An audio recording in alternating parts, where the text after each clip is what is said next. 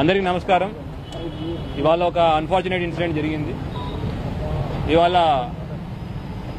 Government general హాస్పిటల్లో ఒక previous accused Riyaz అనే అతను వార్డులో ఉన్నాడు. అయితే రెగ్యులర్ చెకింగ్లో భాగంగా ఆర్ఐ గారు అక్కడ చెకింగ్కి వెళ్తే అక్కడ రూమ్ దగ్గర తలుపులు పాలగొట్టే సౌండ్, తర్వాత అద్దం పగిలిన వచ్చేసరికి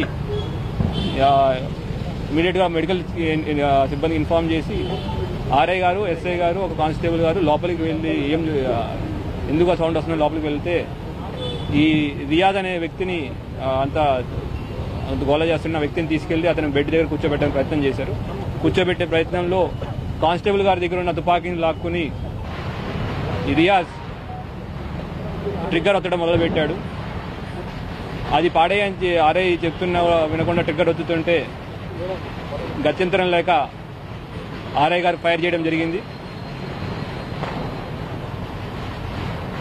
అక్కడి నుంచి అంత ఫైర్ చేయడం బుల్లెట్ ఇంజురీస్ తో రియాజ్ ఆడ కింద పడిపోయాడు.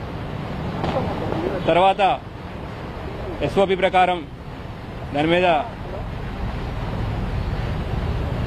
కేసు రిజిస్టర్ చేయడం అండ్ ఎంక్వైరీ చేయడం జరుగుతూ ఉంది. Thank you.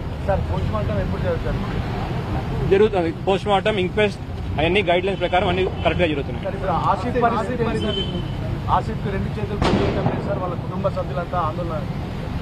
ఆసిఫ్ ని మల్లారెడ్డి హాస్పిటల్ హైదరాబాద్ లో ట్రీట్మెంట్ జరుగుతూ ఉంది. వాళ్ళ మార్నింగే 11:30కి ఆపరేషన్ జరిగింది. ఇంకొక సంవత్సరం పట్టేదాకా అతనికి అంతా సెట్ అవడానికి సంవత్సరం దాకా పట్టే టైం ఉంది. Thank you. Thank you. ఇది మిగతా వీళ్ళ డీటెయిల్ ఇన్వెస్టిగేషన్ తర్వాత మళ్ళీ ఒకసారి 2 రోజులు మళ్ళీ పెట్టుకుంటాం. తప్పించుకున్నప్పుడు సహకరించారా? అవన్నీ ఇన్వెస్టిగేషన్ లో తెలుస్తాయండి, చెప్పడానికి లేదు. థ్యాంక్ యూ అండి.